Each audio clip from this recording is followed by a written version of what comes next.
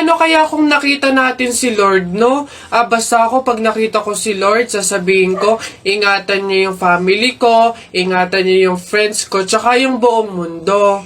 Ako naman, basta pag nakita ko si Lord, sasabihin ko, bigyan niya ako ng madaming Ferrari tsaka motor, yung iba't ibang kulay.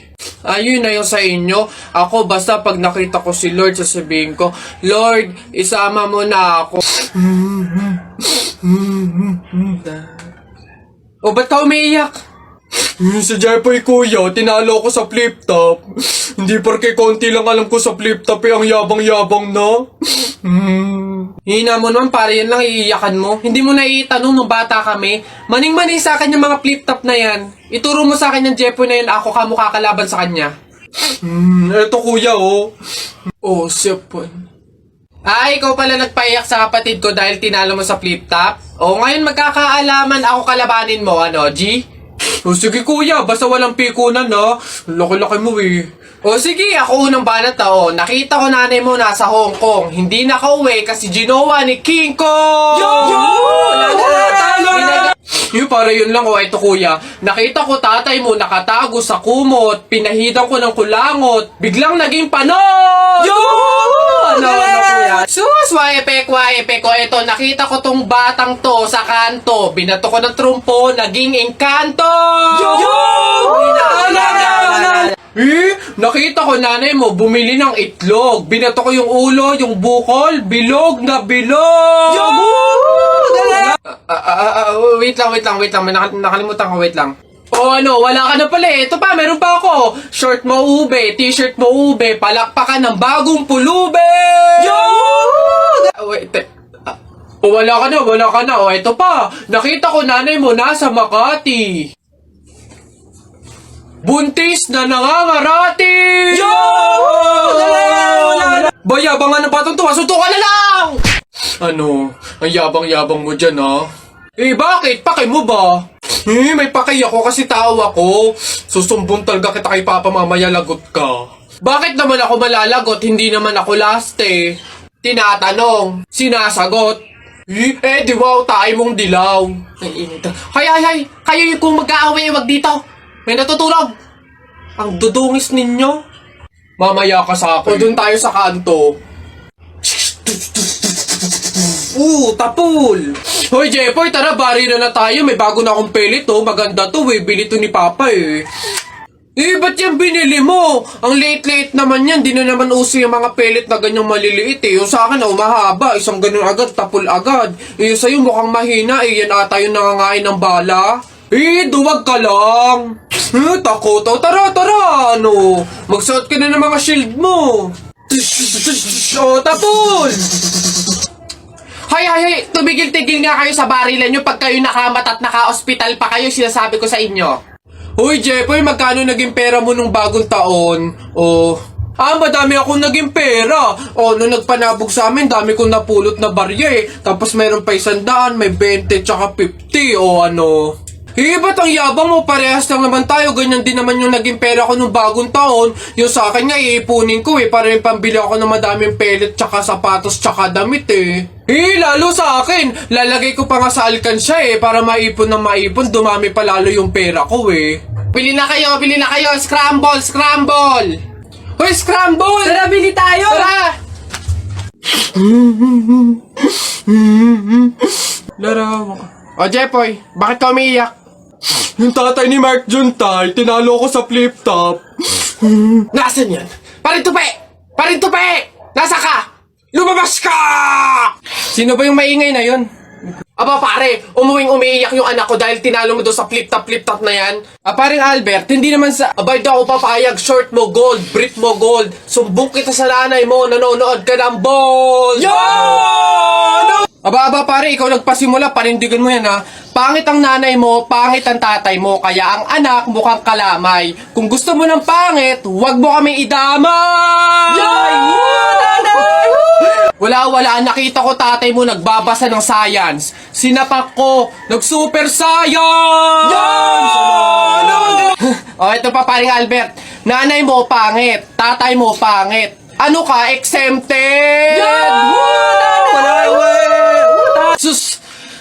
Nakita ko tatay mo, nanay mo, o teka pre, wala na, utal-utal ka na, umuwi ka na lang, magpalobo ka na lang ng sipon, pero eto teka, baunin mo. Piso-pisong malupet, ikay nagpagupit sa tatay mo, malupet, kaso nga lang walang puwet! Yo! Nanay! May araw ka din sa akin, paring Kaloy, sasabi ko sa'yo.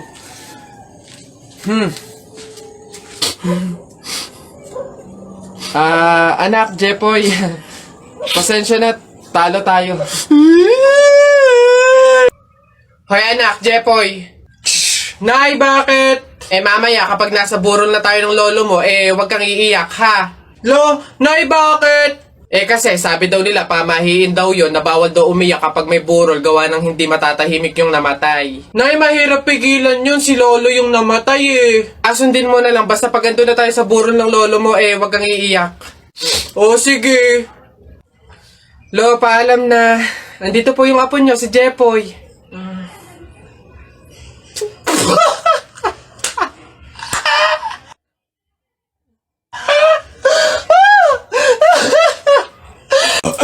Ay, boss! Kanin pa nga! Dito!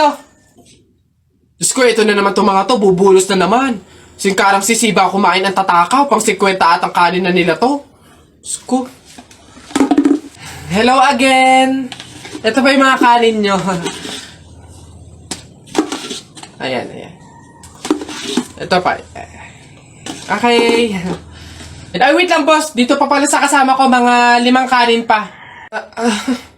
Tama na naman! Ang sisiba nyo kumain ng tatakaw nyo Tirahan nyo naman yung iba, no? Baka maubusan. Parang mga hindi kayo nakain. Kanina pa kayo dito, Diyos ko po, ang litsan, walang kabusugan. Uwi! Diyos ko, dito na tumira Teka, nasan manager nyo? Ganito ba mga empleyado dito? Eto naman si Sir, hindi mabiro. May 3 kaban pa dun sila saing lang. Wait lang. Masyado ka naman seryoso masyado. Gusto nyo lahat ng kanin dito, iuwi nyo na. Ha? Wait lang, teka lang. Dadalhin ko dito pagkasaing, ha? Sige. Ano ba yun? Tagal naman na order ko. Ay, ayun na. Hello, sir. Ito na po order nyo. Ayan. Ayan. Okay na po, 812.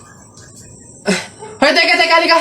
Ay, sir, ano yun? Bakit dito ako kakain sa daon ng saging? Paltan nyo to. Nasaan ba yung manager nyo? Tawagin nyo nga. Ay, sir, good day po. Ano pong problema dito? Yan kasing service crew nyo, dito ako papakainin sa dahon ng saging. Ay, sorry sir, mali yun na ibigay. Dahon ba yun ng saging? Mali, dito pala dapat. Yan. Sa plastic kayo kumain. Ababastos nyo Ano ba problema Hindi ko kasi alam kung bakit dito nyo ako pinapakain sa mga to. Hindi mo alam, sir? Tignan mo yon. Diba, CCTV? Ikaw lang naman yung lagi naming nahuhuling nangunguha ng mga plato namin. Hiyang-hiya naman kami sa'yo, ang kapal na mukha mo. Naubos na yung mga plato namin dahil sa'yo. Hindi ko alam kung bakit ang hilig-hilig yung manguha ng mga kasangkapan ng mga fast food chain. Tapos magtatanong ka pa kung bakit diyan ka namin pinapakain. Swerte mo pa nga may kakainan ka Kainin mo yan! Basta mga pare, ganito ang plano Kapag andun na tayo sa Mang Inasal, isang PM1 na only rice lang yung o-orderin natin. Isa lang Tapos PM2 na hindi naman only rice. Makakatipid na tayo nun guys kasi doon sa order na only rice tayo, hihingi ng mga kanin. G? Okay? G. Good day mga sir. Excuse me, order kami, no? PM1 isa na only rice, tapos PM2 na hindi naman only rice, 3. Hoy kayo. Sinong maloloko nyo Wala na kayong maloloko dito. Alam na namin yung mga strategy nyo. Since mahal yung only rice, isang only rice lang yung o-orderin nyo. Tapos yung iba, mga mumurahin na. Ngayon, pag naubos yung kanin, tsaka nyo pupuntiryahin yung isang only rice lang na order nyo. Bubulos kayo ng bubulos, iisa lang naman yung in-order nyo only rice.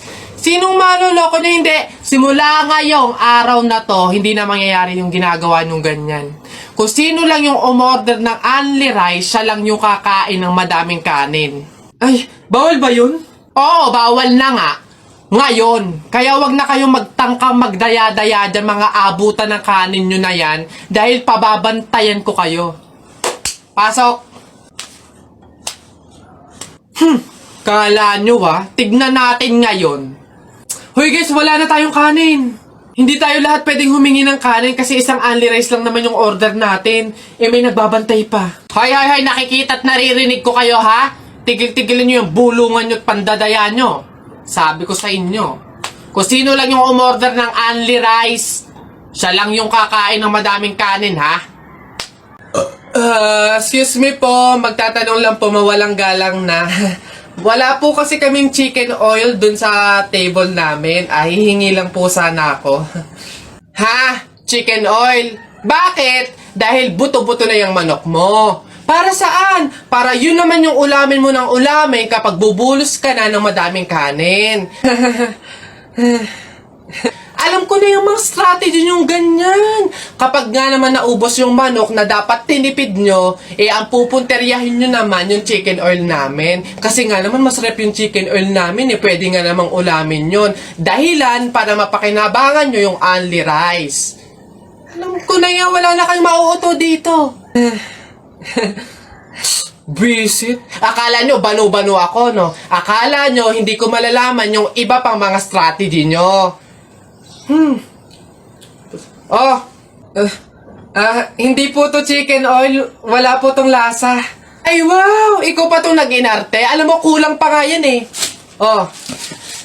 Asin. Budburan mo ng asin para magkalasa. Chicken oil. Wala na, ubos na.